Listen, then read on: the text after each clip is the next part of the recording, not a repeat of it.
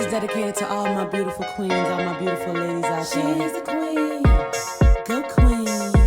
You got it, girl. She's a queen. You better represent. Go queen. Go queen. Go. She's a queen about her business. Queen. Working hard on a mission. Yeah. Head high, purpose driven. Purpose driven. Crown on never tilted. Queen. Go queen. Go queen. Go queen. Go. Represent. You're a queen. You're a queen. Oh. So thank you guys for joining the Q Chat podcast, the Geaux Queen brand Q Chat podcast. And today I have a very special guest. She's a motivational speaker, and she also has a similar platform on self-love. And you guys know I am huge about self-love. So I want to go ahead and introduce her right now. And it is Miss Wynter Patterson. How are you doing today?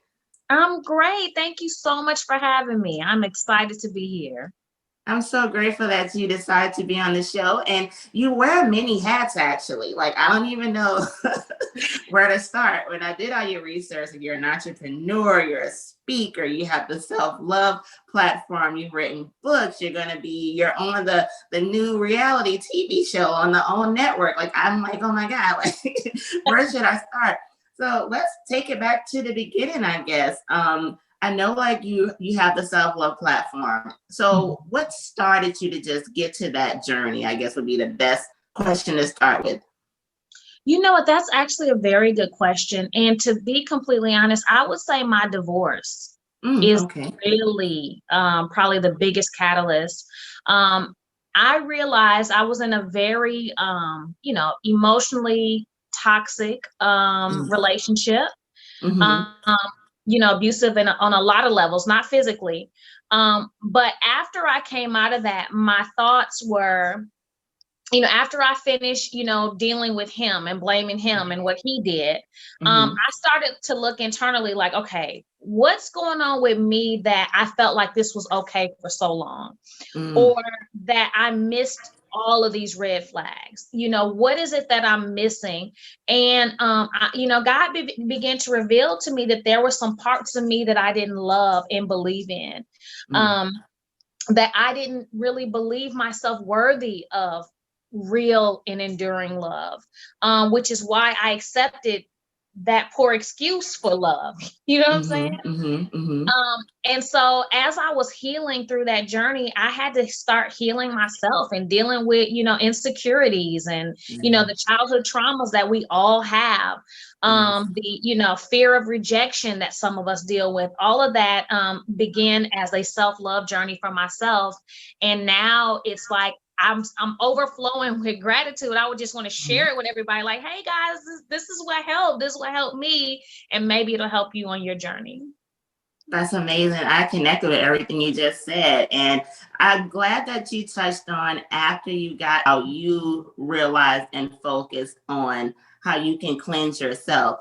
And I went on a similar journey. Like I said, we have the same similar background, same thing. I think getting to the true crust of self-love is when you have to break down your own walls too, and figure, like you said, why did I accept this? Why did I think this was okay? Why did I not pick up on those red flags? So it's really amazing how you said that.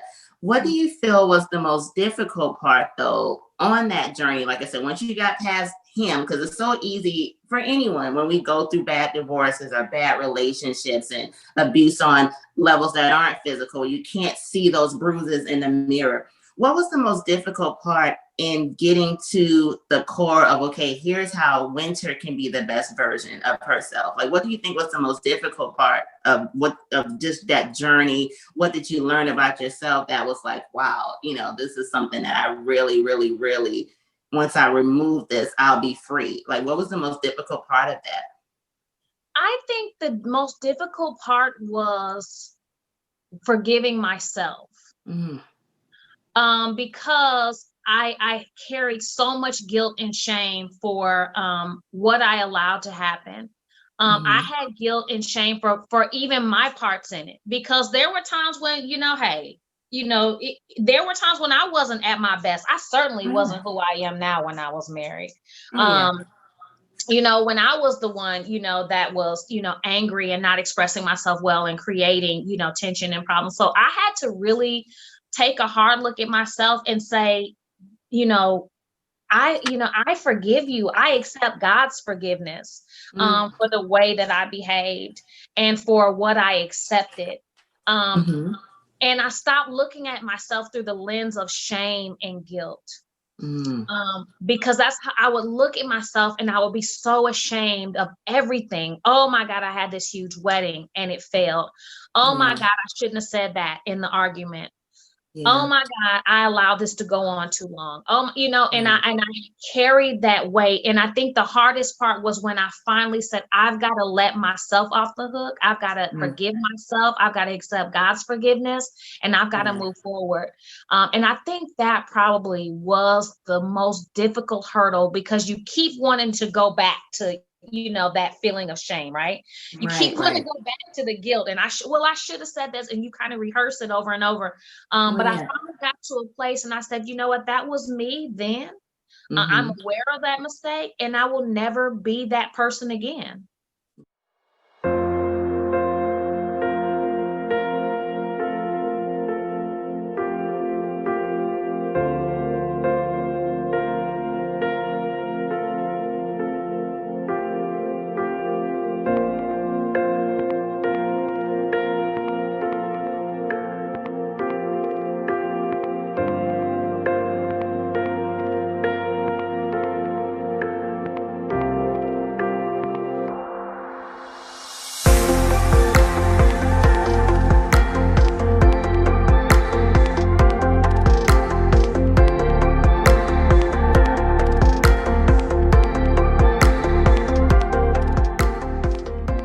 Right.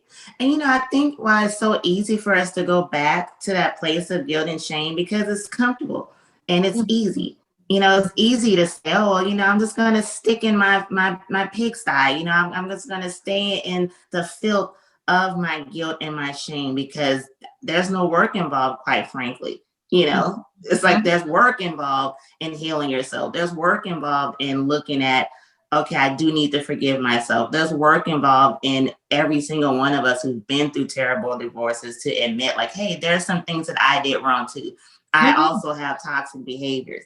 Mhm. That's something that at 43, like I had to admit, like, okay, I have done toxic things too. Like it wasn't all him, and it takes a level of maturity that it takes a lot to get to Yeah. that point because as women, I think we're conditioned, we're conditioned as young girls to be healers and, to make people happy and not Mhm. necessarily how to make ourselves happy.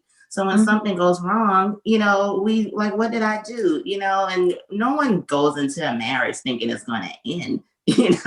Everyone No. has that fairy tale of what a marriage is supposed to be or what a family is supposed to be. But I think what a lot of people don't know is like once it ends, you mourn it, you grieve it. Oh, goodness, Even yes. if it was a bad relationship, you still grieve what could have been, Mhm. what you put your hopes into, especially when there's children involved. You do grieve it and you mourn it. And it's a lot to just, build yourself back up. So I completely get where you're coming from. So I know you said with your self-love journey, you have this excitement to just share it with others. And when I was looking through your information, I saw on your website, it said that you had a passion for convincing others that it is indeed possible to live healthy, impactful lives.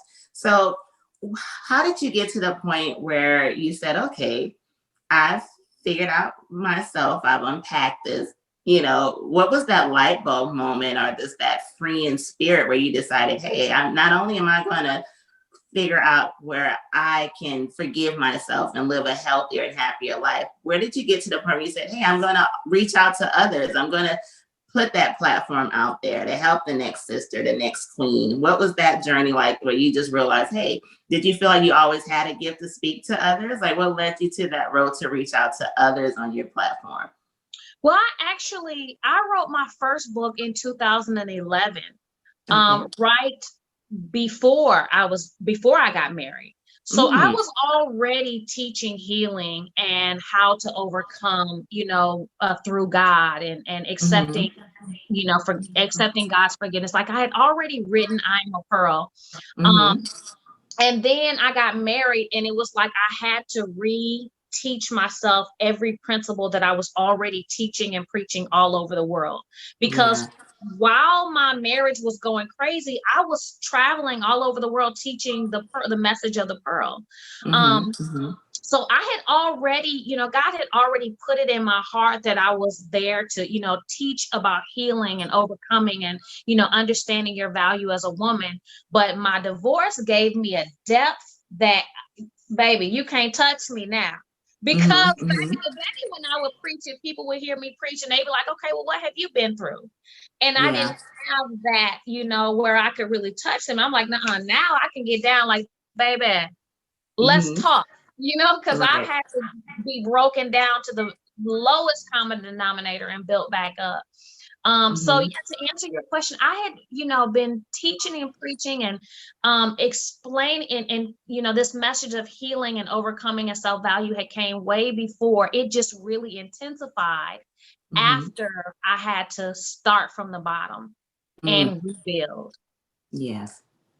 And, I think that's why I always feel like, when we go through bad things at the time, no one ever processes like, okay, this is happening for a reason. No one is that, no one is that centered where they're going to say, okay, I'm going to take this example and I'm going to use it and I'm going to help others. Of course, no one thinks that while they're going through bad things, but that's why I always say now I count everything on joy. Because when you look back on things and you look at where you're at now, it's like, okay, this happened for a reason. Because like you said, if you didn't have that test, you wouldn't have the testimony. You wouldn't be able to really, obviously you can reach people through words, but there's nothing like pulling that example. And there's nothing like, just having that fever from, okay, I went through X, Y, Z. I can tell you, here's how you can get out of it. There's nothing like going through that, because that's how you can truly reach people. So back to, I know you're an author. So did you always write as a child? Like, when did you realize you had a gift for writing? I actually did. That's a very good question. I enjoyed English class very much in high school and in middle school. And I remember, I think it was like 7th or 8th grade, I had a really great teacher that encouraged me to just kind of write and flow. And I would write these fictional stories that were really, really kind of crazy for a, 13-year-old.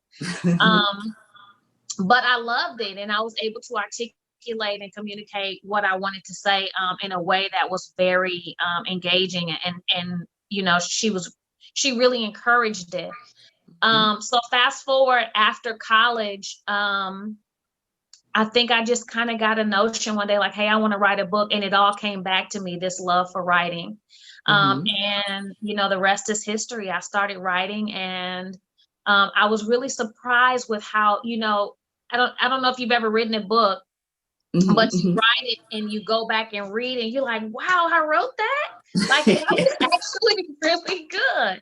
So yeah, I just, all of the things that I loved as a child came back to me when I was putting together my first book. And I really I love writing. See, and I love talking to female authors, especially, sisters who've written books. I made it in English as well. And it's just funny how so many people that have been on the podcast have written books. So, I've always had a love for books. So I always get excited when I speak to another writer, like it's just a great thing. So obviously you said that you've written a new book. So tell us about the new book too. Well, I'm in the process of writing the third book. Okay. This one is all about self-love. Okay. And I felt like there's a real need to clarify what self-love is. Yes. Because it seems like self-love right now is cute selfie, cute caption, I love myself. Right. And that's not quite it. Right. So I want to talk about how in the book, I talk about how self-love is not a one-stop shop. You don't arrive at self-love. It is a daily practice of, committing yourself to living at your fullness and understanding yourself and readjusting and recalibrating and recognizing toxic relationships, recognizing when you're not functioning at your best. And so it really kind of goes into what self-love is. And, I want people to get away from this idea that you arrive at this confident state, and that's just not the case. Right. So many, spinning wheels and factors going on in our life for us to just get somewhere and arrive. We are constantly, learning ourselves and healing. Yes. And so that's what the book talks about, in ways that we can, continue and overcome and heal ourselves with self-love. And one of the things about self-love too, and I said it in a podcast I just did recently, I'm like, I tell people all the time, go love yourself. That's like my favorite slogan, but I'm not saying, hey, go love yourself, and by next Thursday, everything's going to be great. You have to unpack things in order to get to a point of self-love. And you're right. It's more, it's the easy route when people think it's, oh, hey, just throw on some makeup, take a pic. No, that is not it. Like self-love, and people who preach it like yourself and myself, we know self-love is about the inner. Yeah, it'll show on the outer, because you will get that glow. Because when I look at photographs of myself from years ago, like I don't even look the same. Like I can look at those pictures and say, oh my God, my skin looked drabby. I looked like I was just down and out, So it does come out, but self-love definitely is the inner, and not the outer. There's definite layers to it. So what do you think has been, and obviously I know we're going to get to you being on the Ready for Love show, but just in your journey of ministering to women, and like right now, obviously it's Domestic Violence Awareness Month, and a lot of times I'll meet different women and we'll just talk about just being in past toxic relationships and, just the weight that it puts you under. And like you mentioned too, a lot of us get that guilt because sometimes it's kind of cloudy to pick up on the red flags. Right now, when you meet women, for example, who are single, because, I think when you go through different things and you're trying to be in the single world and meet people, sometimes we step into some difficulties trying to recognize things so we don't repeat past patterns. What do you find when you talk to single women who may need some ministering on how to date and just how to go and get into healthy relationships after maybe not being in not so healthy relationships? What advice do you really give people to kind of stay true to themselves, but, be able to date and be happy and just open themselves up, but also be cautious so that certain patterns aren't repeated? Like, what advice do you give women in that situation? I tell women to a lot of things that we deal with is because we don't trust our gut, our instinct, our, Holy Spirit, our guidance, whatever you want to call it. We hear it, we have a certain feeling about a person or a relationship, and we tend to overlook it and only focus on the good, or, I don't really like the way, he didn't call me for 3 days, but when he did, he brought me flowers. A lot of times we really, miss and don't allow our gut to speak to us, or God to guide us through our feelings and our emotions. So I tell women, trust your gut, trust that vibe that you're feeling. I also tell women to be present. I think one of the biggest mistakes we make is trying to think too far ahead in a relationship. Okay. So while some people are saying, well, I date with purpose, okay, that's fine, but you need to be in the moment. How are you feeling right now? Is this person someone that you are enjoying at the moment? Because 10 years from now, you're not going to enjoy them if you're sitting here making a checklist. Okay, well, he got a good job, and he does this, and he loved his mama, but what about being fully present in the moment and picking up on those signs and seeing how do you guys interact? What is the conversation like? Don't get so far ahead, ladies. That's what I always tell people.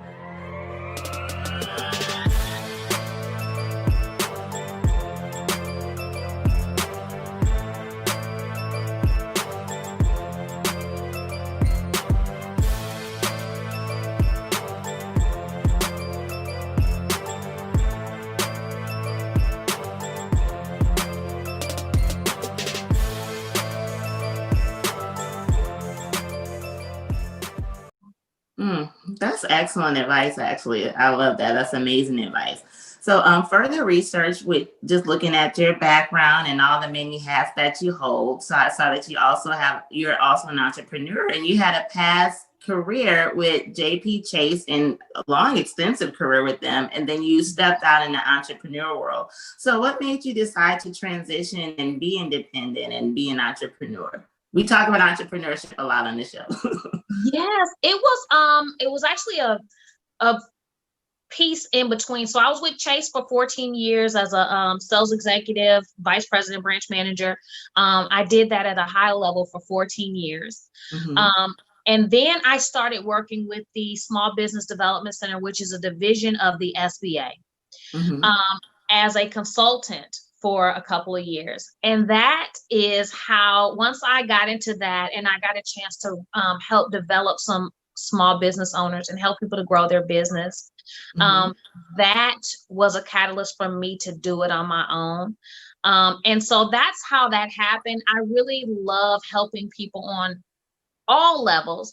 Mm-hmm. So whether it's helping them understand self-love and, overcoming their past, or helping mm-hmm. them to build the business of their dreams, that is absolutely my passion, what I believe I was placed here to do, which is just help people move into a better state from the time they met me to the time they leave. And that's mm-hmm. what I've had the opportunity to do with that entrepreneurship. Oh, that's amazing. I also saw that, are you still an ordained minister? I am. Oh, wow. That's amazing. So and obviously, when you have a calling from God, obviously, how do you maintain that integrity in, the way this world is now? And like I said, we'll touch on being on the reality series. How do you stay centered to, maintain your integrity and maintain, your character and stay spirit-led, with everything that you're doing? Well, you know what? I started taking the limits off of myself and God probably about 2 years ago. Mm-hmm. And I'm going to unpack that. What I mean by that is I still preach God, believe in mm-hmm. God, believe in the word of God very strongly. Mm-hmm. But I kind of took those very rigid things that we grew up with, and I no longer subscribe to that. Mm. And so what I mean is, like, I believe in the word of God is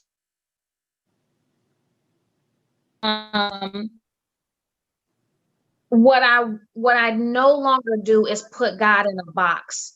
Mm-hmm. As far as everyone else is going to hell. You right. can't do this.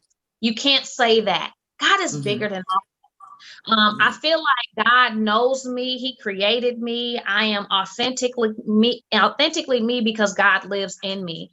And so that allows me to live in my truth without living in the guilt and shame that some of our old teachings may have caused us to live in. So I'm just me, I'm not perfect. I love mm-hmm. God. I wear what I want. I say what I want. I have a good time, and God is still honored. And that's the truth that I live in. I love that you said that, because I have that background from, a religious family, and, I like to call it like a level of stuffiness, or like, oh, well, you're a Christian or you believe in God. You can't do this or you can't do that, to the point where it just gets overboard. And I think that's what also leads to women having guilt and shame, because we're stuck in this corner, like, okay, well, if I do this, I'm dishonoring, my integrity, or I'm making myself look bad. Like you said, when it's so much bigger than that. Exactly. When you're just being yourself. And I'm with you with that one, because a lot of times I kind of always felt like I was in a box in general, like in my family, because they're really conservative. And I'm like, I just have to be me. Like you said, like, I didn't make myself, like, I just have to be me. Like, I have to be free. Like, there's no other way to live, So I love how you said that, because I think some people don't realize you can love God and still be yourself. I just feel like, when you have that religious background, it's kind of hard sometimes, because you're afraid to offend people, or you think being yourself is going to offend people or hurt people's feelings, or you're not going to be accepted. And to me, I just I want to touch on it more in future episodes, but I feel like sometimes people tend to weaponize religion and weaponize God. And I feel like it's the exact opposite of who he truly is. And I just love how you said that. Like, you're just yourself, and you still can minister, because no one is perfect at the end of the day. And that's something that sometimes we forget. Like, we think in order to be a particular way, we have to have this air of perfection. And that's when you're going to crumble. Absolutely. Absolutely. So let's talk about the new series that you're on, Ready for Love. And that is The Last Resort. And it's on the OWN Network season 3. And it's hosted by nephew Tommy. So what led you to be on the show? What made you decide that this would be a fun experience? I was approached with this opportunity, and I thought, someone came to me and said, hey, there's a show. They're bringing singles together. They're professional singles. They're 30 and up, accomplished guys. And I was like, who wouldn't want that? Right. Who wouldn't want to meet, some amazing guys who are accomplished and who are specifically saying that they are ready to love. And so, I thought that this would be a great opportunity to try something new. You don't say no to Oprah under any circumstances. Right. But yeah, I'm at the point in my journey where I don't get a chance to really date or meet the quality men that I'd like to meet. And so this was an opportunity for me to meet some really cool guys and experience something I never experienced. And I feel like in order to get something you never had, you got to do something you never done. You got to run and just jump off the cliff and, figure it out on the way down. And that's what I did.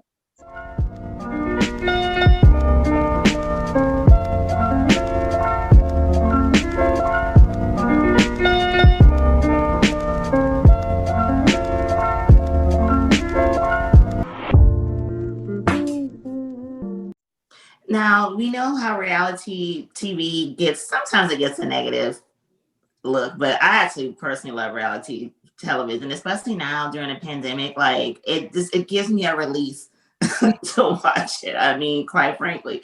So when you were on the show, and obviously it's a dating show, did you have any difficulties, just like you said, being yourself, saying, hey, this is Wynter, and I'm not shifting or folding?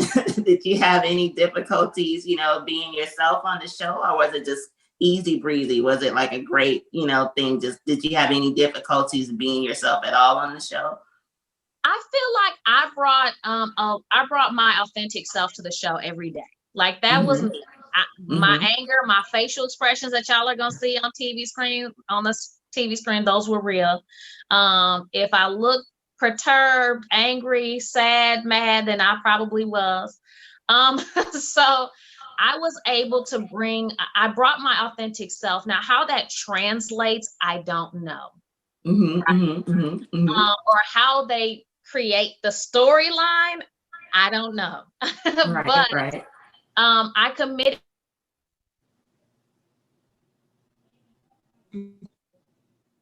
Sorry, I got a lot of people calling me now for some reason. My phone's doing the same thing, even though it's on Do Not Disturb. Right. One, I committed myself to, being my authentic self. And I really believe it worked in my favor. I really did. And you may see that on the show. And two, I committed myself to never tearing down another Black woman under any circumstances. Yes. So I don't know if they did that to me, but you won't hear that coming out of my mouth. Yes.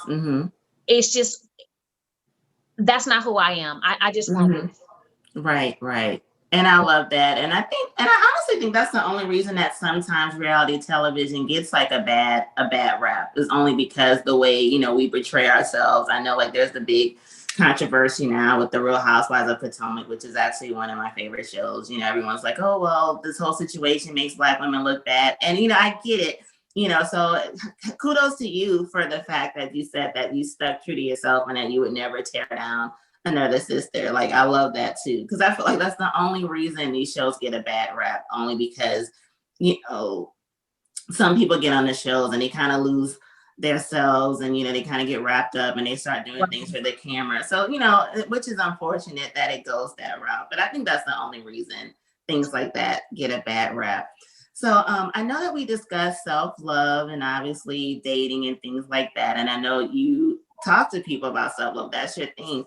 One thing I talk about a lot on the show, I always tell people, is just to not settle. And I know we touched on this previously in a few questions back, but let's say you had someone and they came to you, which kind of touches on our previous question about ministering to single women. Let's say that they were in the situation where, and I know you said like it's kind of difficult finding quality men. Unfortunately, I think we all fall into that sometimes. But let's say you met someone and they're just kind of tired and they're like, hey, I'm about to just start lowering some of my standards, and settling, which I'm really huge on not settling. What would you say to just encourage someone, because I think it gets hard sometimes when people are trying to date. And like you said, people want to find quality partners. And sometimes when the numbers get kind of slim, you start analyzing yourself and thinking, oh, maybe I'm too picky. Maybe my standards are too high. Maybe I should change this. What would you say to that sister to encourage her to kind of keep her head up and to just stick with that list? Like, what would you tell a sister to just stay encouraged during this dating journey? Well, first I would say, I think it's good that she has a list. Every woman should have a list. Like you should have a written list of what you are looking for, what you are expecting, what your non-negotiables are, and be very specific about that. And with that, you have to also remember that your mind controls so much of your world. Even the Bible says, as a man thinketh, so is he. And so if you think there are no good men and there's no one to meet your criteria and there's no one out there for you, then chances are that's what you're going to see. You're going to continue getting people who don't meet up and who don't measure your standards and who, disrespect you and all those other terrible things. And so you have to, make the list and go into it with the mindset that, God can do all things. This person that I am wanting and desiring does exist. This is not far-fetched. I deserve love. Like all of those things and thoughts need to be in your head. You need to get those in your mind. And I'll talk about that later on my page about affirmations and things like that. But you have to, change your mindset. There are good men in this world. There are men that are looking to commit and give you the world on a silver platter. You just got to get out of your own way, set those expectations, and believe that it's going to happen for you. And it's funny, you just said affirmation, which says to me, this is confirmation on the next question that I wanted to ask you was actually about affirmations. So like I said, I know you have the self-love mantra and like we discussed, just having that positive mindset. That's one of my huge platforms too. Do you have any major affirmations? Like I said, it's amazing that you just said that. Do you have any regular affirmations that you tend to use or that you may offer to other people to just keep that positive mindset? Because I do truly believe, and one of the things I do say, in order to achieve self-love, it is about having a positive mindset. Like to me, I feel like it marries, you know what I'm saying? It's impossible to have one without the other. So what are your affirmations that you would offer to people? Like I said, it's amazing that you just mentioned that. You know what? I change my affirmations like almost every couple of weeks, every 3 weeks, because the thing about affirmations is you have to reinforce the positive and counteract the negative. So I need to reinforce the things that I already know I have going for me. I am smart. I am, beautiful. I am fun. I get things done. And then counteract the negatives. If I am, someone who procrastinates, then I need to have an affirmation that says something like, I get things done in a timely manner. I hold myself accountable to completing projects. And so my affirmations change based on how I'm functioning for the month.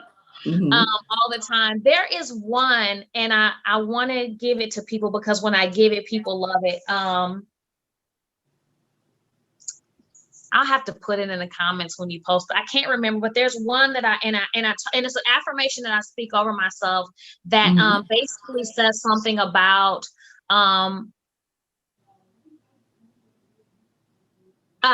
I say, I am deeply loved by my creator and it manifests all around me through people and circumstances all day. Love that. Yeah. So I am deeply loved by my creator and it manifests through people and circumstances all day. And when you speak that over your life and you believe it, you'll start to see people and circumstances lining up to serve you, lining up to give you the very best treatment, the highest customer service. So yeah, that's one that I try to remember to speak over myself all the time. And you could see the difference in how people treat you and your perception of how you're being treated as well. Yes, I definitely think with a positive mindset, how we view ourselves is amazing. And just that phrase, I am, is so powerful. And I don't think people realize how powerful just to say I am, because just putting that out there in the universe, speaking that life, saying I am, it puts that mirror up and it forces you to reflect on who you truly are.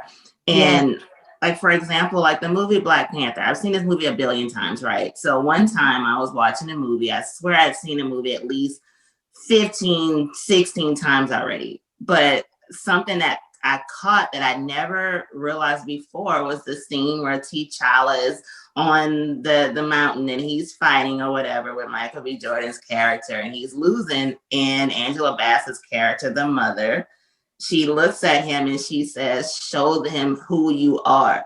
And something about that scene, it shook Very me. powerful. Right, to say, show them who you are. So when you take that reflection and you put I am, it means a lot, because it really makes you reflect on who you truly are. Like I tell people all the time, just remember there's no one else in this world like you. You're unique. And to me, that should be enough to celebrate and count all joy, to give you that, okay, like I am worth something. I am unique. But just to say I am, is an affirmation alone. And just to think of what you put after I am, you're worth everything. You're enough. You're worthy. Just to put that to fill in that blank space after I am is amazing. So I love how you said that. So just before we round everything out, like I said, this has been a great conversation. I know we talk about the queens and I already gave you a heads up on how I'll end up ending the conversation. But before we get to that, like I said, I know that we're in a very uncertain time, obviously. A lot of women, I feel like we're going through ups and downs for so many different reasons. I mean, there's a pandemic going on. A lot of entrepreneurs I've met have had some highs and lows, just in general, trying to stay afloat. And even the dating world, I feel, because of the pandemic, has been extremely unique. So I'll say, so obviously we're talking about self-love. And I feel like during this time, it is easy to maybe fall into some pits of depression or some pits of anxiety or some pits of self-doubt. So, and I know we discussed affirmations. What would you like to say, though, for someone who maybe, let's say a young woman is listening and she's struggling right now? She's struggling. We've talked about self-love for 30 minutes and she may still not be really getting it. We talked about I am and she may not really truly still be feeling it. What would you say to that person to just give them that boost, to just remind them of who they really are? I would just say, remember that you are, the Bible says that we are fearfully and wonderfully made. And for people who are not religious, I would just remind them that you are one of a kind. There is only one of you. And we know God, the universe, makes no mistakes. Right. So for you to be here at this time, in this life, you are not a mistake. You are not an accident. You are perfectly the way the Creator wanted you to be at this time. And, accept that, believe that, and give yourself grace for the mistakes you've made in the past. And give yourself grace for the mistakes that you're going to make in the future, because you're going to make some. But just know that there are no accidents. You are a miracle to be living in this time here at this time. There is an absolute purpose for you. And God makes no mistakes. I love that. One last thing, and I know we discussed a lot about just forgiving yourself. Like, And I know, like you said, self-love, the definition of self-love isn't just an easy thing to just say, hey, love yourself and move on. But with forgiveness, I feel like there's so many chapters to forgiveness. Like how does one start with just self-forgiveness? Like some people may be like, well, how do I even start with forgiving myself from past mistakes, or just forgiving myself for not even valuing myself? Like, how does a person, in your opinion, how does a person even start to just forgive themselves? Because I think we talk so much about forgiving others, we miss the portion of forgiving ourselves in order to be free. I think the process of starting to forgive yourself is first acknowledging where you went wrong. Mm-hmm. And I'm not talking about spending hours in negative self-reflection. I'm saying, like, it might be putting it down on a piece of paper. It may be looking at a situation and saying, I was wrong in this. When you admit something, you free yourself. And so that might mean putting it on paper. It might mean calling a girlfriend. Listen, I got to get this off my chest. This is where I was wrong. This is some areas that I failed in. I think the process of forgiveness starts with you acknowledging that mistake and that issue and saying, I made a mistake. And then the next part is you have got to give yourself grace. We are not perfect. We make mistakes all the time because we didn't we didn't come to this earth with a manual that says on Monday do this, on Tuesday do this, make sure you do this. Like, we didn't get a manual, and our parents were really, most of them were doing the very best that they could. Right. They were doing the best that they could. So we have things that we've gone through that have caused us to act and react the way that we are now. But you've got to give yourself grace and say, I didn't know. I made a mistake. I was functioning from a place of lack of love. I had to, with my marriage, I said I was functioning from a place of fear, which caused, a lot of issues, for me. Yes. So, acknowledge the mistake. Acknowledge, the lens that you were looking through when the mistake was made, and then give yourself grace. I love that. So before we round everything out, I want you to give everyone that's listening, I always try to end the show with the same thing. So how do you define a queen? A queen is someone who holds her head up high through all circumstances. So when things are down, when she has made a mistake, when she has, failed in society's thought process, a queen is a woman that continues to hold herself with poise and holds her head up high, even when things are down. And so and when I say hold your head up, I'm not saying like toxic positivity, because you need to feel your feelings. Okay. Oh, yes. You need to feel your feelings. But when I'm saying hold yourself up, I mean, you present yourself to the world as someone who is of value, who is worth something, who is worthy of respect, kindness, and love, in spite of whatever you've gone through. Amazing. Thank you so much for this conversation. But I want you to make sure all the listeners and obviously viewers, because I will be uploading this video as well, please tell everyone where they can get all your contact information, and also where they can view the show, what night does it come on, the time, everything. So give everyone all your contact information. Yes. You can find me on Instagram, Twitter, and Facebook as Wynter Patterson. That's Wynter with a Y, Patterson. And you can find me on Ready to Love Friday nights on the OWN network at 8 Central, 9 Eastern every Friday for at least the next 10 or 11 weeks. You guys give me grace, because, there are things you probably won't see that happen. But I think it should be a good show. But yeah, Wynter Patterson on all social media, and then the OWN network Friday nights at 8.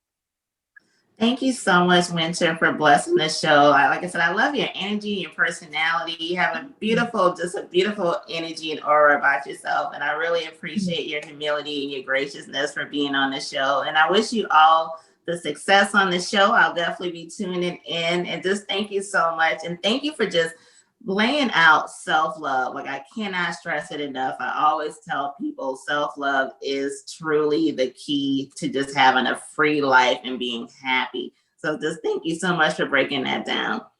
Thank you so much. Thank you so much for having me. You've been an excellent host, and thank you, audience, for tuning in. Hopefully we'll connect in the future, and God bless you guys.